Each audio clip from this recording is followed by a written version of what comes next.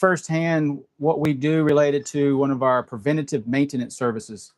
Um, if you guys have seen this before, visited the shop, we're not just all about lift kit, wheels, and tires. We're also a full maintenance, service, repair, preventative maintenance shop as well. We have a customer here that came in for one of his primary services was actually a long range America fuel tank. I'll show you about that in a minute. Basically, the customer wanted to extend the range on when he's driving his Gladiator, so he doesn't have to fuel up as often. You can imagine as you get on some of these longer trips, the smaller tank in the Gladiator, you might get 200 miles of distance before you're pulling over. And that can get kind of old and repetitive if you're trying to get somewhere. So we'll talk about that in a minute. But now I wanted to kind of give you guys a glimpse into what we're doing for the customer. His Jeep is approaching 100,000 miles. And as part of the 100-mile threshold, Stellantis has some pretty intense recommendations on what we should be doing. And so as part of the process of his visit, we reached out to the customer and explained to him what those services look like. And I kind of wanted to give you guys a glimpse into what that is as well. So Ivan's been doing the work for us on the project. He's going to kind of go through what this looks like. Let me split my camera around. I'm going to give you guys a chance to see kind of in our screen. So this is a system that we all use at the shop. And this is kind of our invoicing system. It's our shop management software. And it's also how we communicate with all of our customers. And so Ivan, when you got the job, what was the primary services that we were going to do for the customer? So we were going to go ahead and flush the front and rear differential. We're going to do a full brake fluid flush. Just give a general inspection over all wearable items. We recommend that the PCV valve is changed during this time period. Spark plugs. We also added in a rotating balance for this guy too. Yeah. So when we do a service like this, we're not just in here doing the list, right? We're not just checking the list and kind of finishing up the job. A big part of it is an inspection, right? Oh yeah. And if you don't mind, click over to the inspection and kind of walk everybody through how we do these, how you do this, and maybe what you found as part of this inspection. So when I'm doing the inspections, the biggest thing I'm looking for is things like leaks. If you can catch a leak early, you're good, and you can fix it early, you're not going to have to spend as much money in the future. I'm looking at, worn suspension components. Those are always really good to take care of before they do become a problem. I'm looking at your brakes. So stop there for a minute. So you've got some photos I noticed. And what are you trying to show? Now the intention for this is to show the customer, the customer, what's going on, all about transparency. So what are you doing here? You're taking just some select photos of the brake surfaces and whatnot? So I'm taking pictures of the pads with measurements on them so that the customer is aware of, the condition of their brakes. I'm taking pictures of the rotors. That way you can see, is there heavy grooving, anything that would cause any, braking issues. And you didn't see any really big problems here in the brake department, right? No, it sounds like this guy really takes care of his vehicle, so I didn't have any concern for this one. And we take pictures of all four corners, all four rotors, all four brakes, calipers. Gotcha. What's on the list? So we got the brakes. They look good. So looking at tire wear, typically if you can catch irregular tire wear quick enough, you can help it from not getting as bad. And when you let tire wear get bad, you get unregulated wear. What happens is you might get a vibration, and once it gets too bad, it's really hard to correct that. So we always make sure that we look out for tire wear, anything that could be causing that. We also looked at air filters, cabin and engine air filter. This customer actually had a K&N air filter. What's the cool thing about that is you can actually clean it and recharge it. That way you're not having to go out and buy a new air filter every single time. Another thing that I have done is when I'm doing these services, the differential may not be easy to get to when when looking at it. I always like to take pictures during the service of what does the gear pattern look like, or do we see any irregular wear on the spider gears? Because for a while there, that used to be a big problem. That way, we have notes we can always go back and look at that. Yeah. So if you're watching this video at home or on your phone and you've never seen the inside of your rear axle, that's what this is. This is called the differential. The spiral looking gears is your ring gear. Can't really see it, but behind that is called the pinion gear. And as part of a flush, this is also a chance to inspect. And so Ivan was looking to see if there's any damage or any reason that we need to do more than just a fluid refresh on this particular job. So you didn't see anything, right? I did not see anything, but it's a good thing that we do it, just because gears wear out over a period of time, and what you get is microscopic metal particles. When you let them sit in the differential for too long, they tend to tear up the bearings. So I would say that's a very important service to do if you don't already do it. Right. I think it's typically, is it every 40 to 50,000 miles you should be doing one? Yes, right around 50. So looking into it, this is part of my leaks discussion. When it came to me, notice that this should be full. So when I see something like that, the first thing I do is, where did it go? So I'm looking around the Jeep, seeing if I can find any sort of coolant leak. I couldn't find it. So then I went over to a coolant pressure test, which what that does is it's going to pressurize the system. And if you're going to have any leaks, you're going to see this needle drop. The needle stayed where it should have. So it could have been that, he did have a coolant service done and someone may have not topped it off. Regardless, I will top it off for him. Make sure that there's no leaks before he leaves. It's just the kind of services that we do here.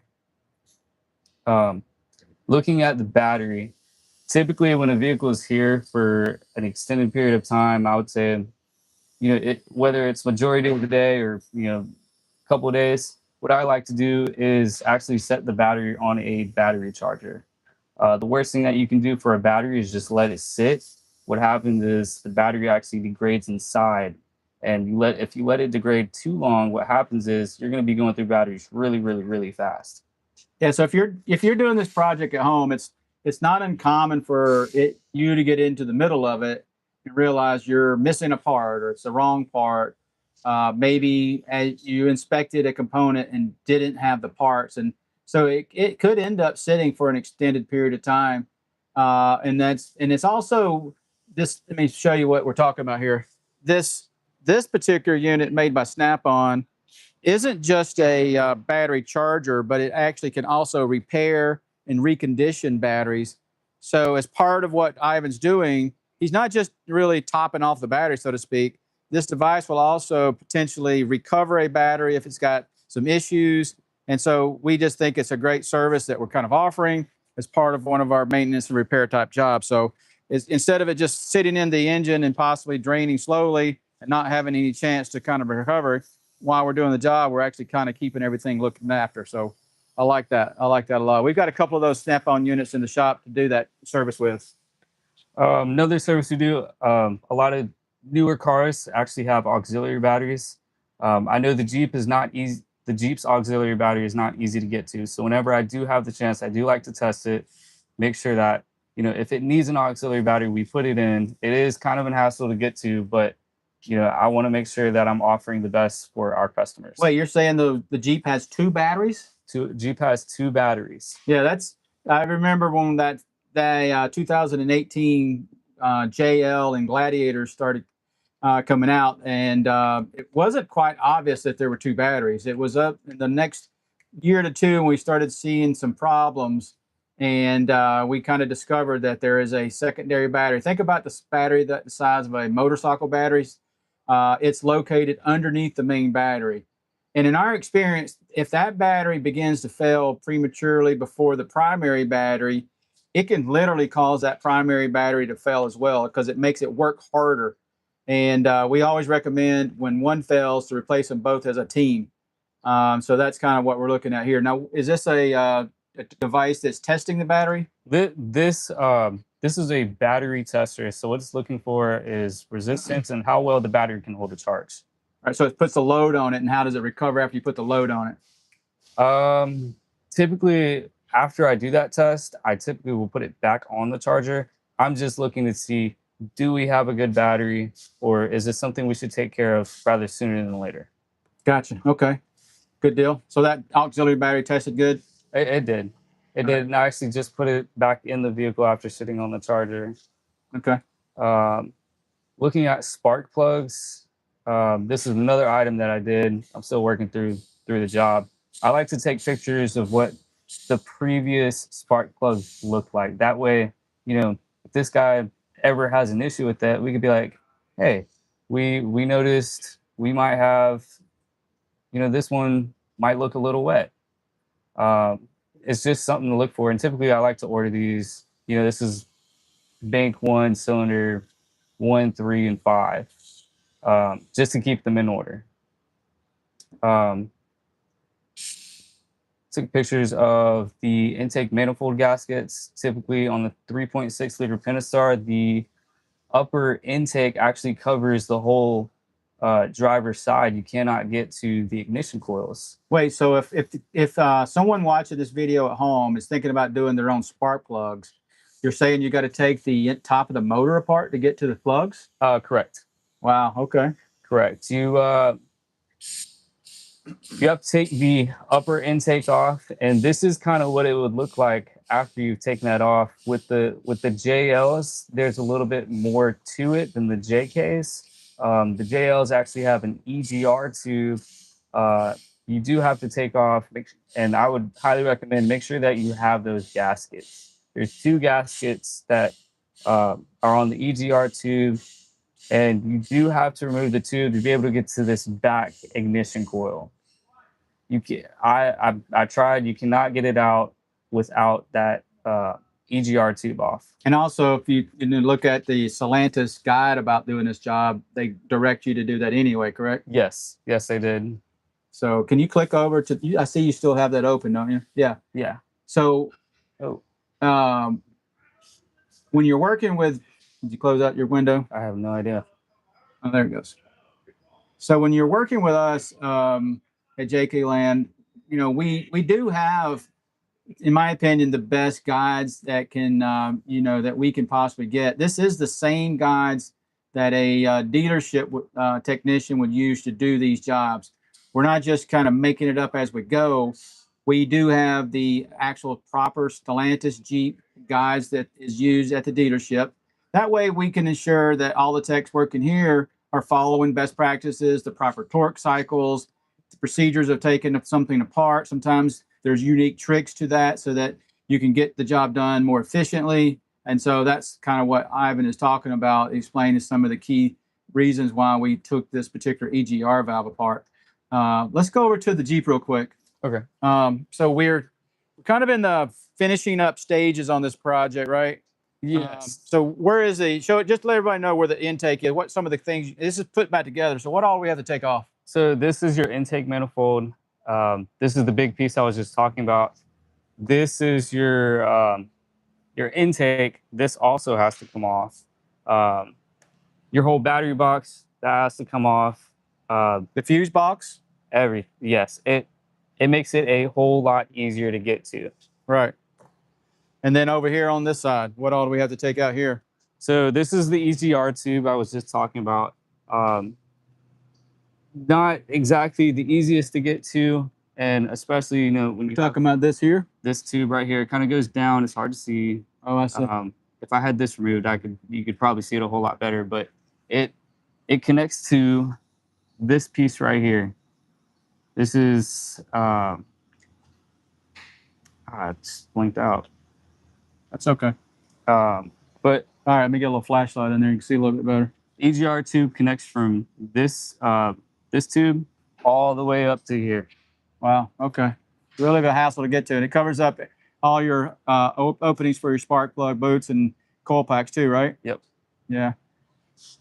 This is the tank we were talking about earlier that was low, and you were kind of checking to make sure there's no leaks, everything checked out there. Yes. So what we're going to tell the customer is let's keep a closer eye on his levels to see if we're using more coolant over time. I mean, the motor does have 100,000 miles. Now, this one doesn't have any ticks, does it? No, it does not. So you guys watch some of our prior videos where we talk about cam ticks and rocker arm ticks. You'll know what we're talking about, but it's somewhat common for the 3.6 Pentastar to start ticking. And if you've got that, you need to come see us and start looking into possibly cams or rocker arms.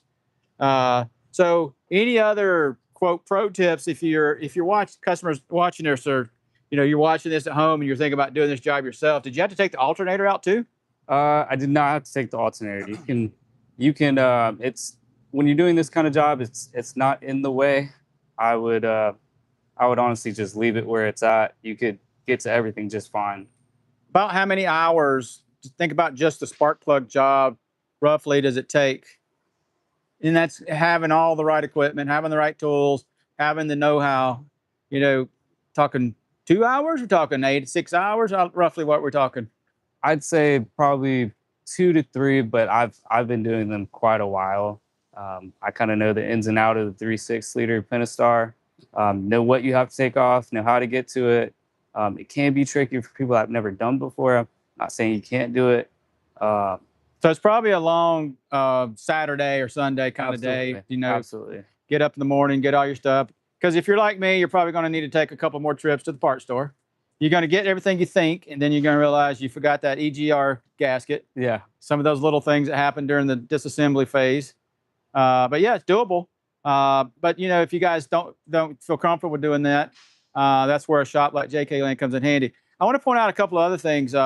What's going on with the blanket you got here from Snap-on? You trying to advertise for Snap-on? No, I just really like their stuff. But when customers come in and they're spending money with us, I want to make sure that they know that we are taking care of their vehicle.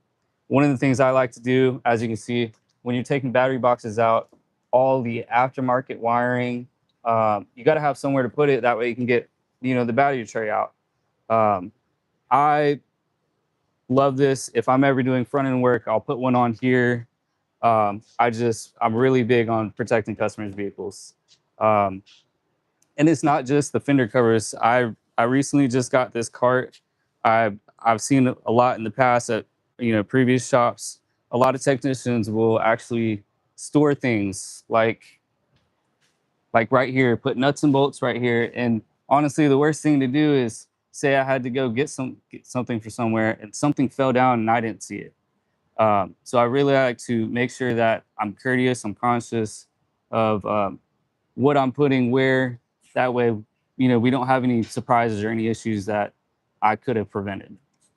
Yeah, I think it's good practice too. You could accidentally tip a nut or bolt, especially when you got this intake apart. If you saw the photos earlier, the openings are leading directly into the interior of your engine. And heavens forbid, if you're missing a bolt or washer or nut at the end of this job, you're like, where did that go? Yeah. That'd be a bad day, right? Yeah. You probably could sleep at night and wonder, is it in the motor? Yeah. I think it's another good reason to kind of keep these things separated away from the engine like that too. So I think it's really a good practice. Absolutely.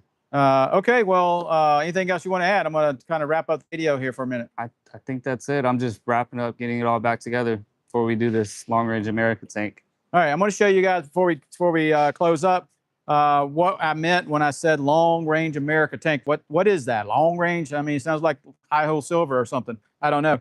All right, what this is it on a pallet. Effectively, it's a secondary fuel tank.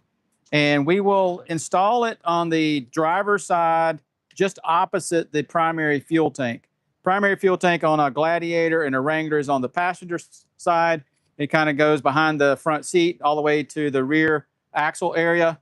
And then there's this opening, honestly, on the driver's side, and that's what's going to happen. This tank, I think it holds, yep, there it is, 17 gallons, will increase the distance you can carry the vehicle without having to fuel up.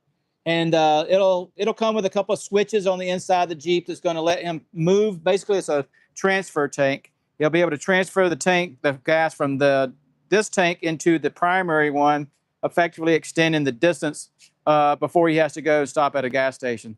So Mr. Miller, he lives out of state, South Carolina, and North Carolina, has been working with this Jeep for a while. It started out as a bone stock Rubicon. As you can see, it's not a bone stock Rubicon anymore. Smart cat top, ARB bumpers front and rear. You also added these lights recently, didn't you? That was a nice little addition right there. So he's got some extra lightage when he's backing up. Now, can he power those separately on a switch, or is it just for reverse? Or how did we end up doing those? Right now, he's going to get them powered to the aux bank switch. Okay. But you can also, if you wanted to, you could get them powered to your reverse circuit. Gotcha. Cool. Okay. Yeah. Well, so you're going to be finishing up today, starting the tank tomorrow. And that's probably, what, a day and a half job, the tank by itself. Absolutely. You want to definitely be careful with that. Make sure you do everything right. Yeah, we've done a couple of these, and it's a pretty intense job. We at the tail end of the job, where we fill the tank up and transfer the gas over, looking for leaks, looking for vapor escaping, making sure everything's buttoned up real tight. He's got a long way to go on his way home, so the last thing we want is creating problems for him. So, all right, I think appreciate you, Ivan. So I'm going to sign off now, and hopefully you guys enjoyed the content. If you do, let me know in the comments below. If you got any questions about what we were discussing today, please ask the questions. It's been a little while since we put some content together for you. So if you like the content, let me know. If you like to see something that we're not already put out there, happy to do so. The shop's a very diverse shop where we're doing things all the way from custom axles that we're having going on in the next bay, all the way to maintenance and repair and everything in between. So appreciate you guys looking out for me. Hope you guys see you soon. If I don't see you soon, I hope to see you out on the trails.